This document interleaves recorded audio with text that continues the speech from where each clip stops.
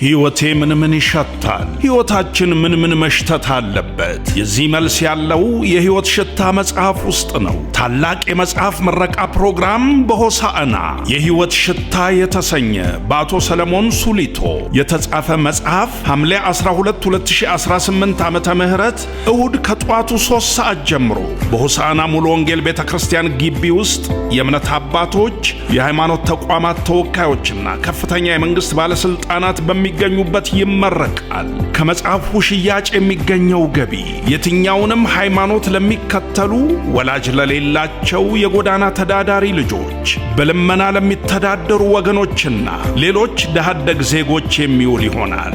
ለድሃ የሚሰጥ ለእግዚአብሔር ያበድራል፣ በጎነቱንም መልሶ ይከፍለዋል።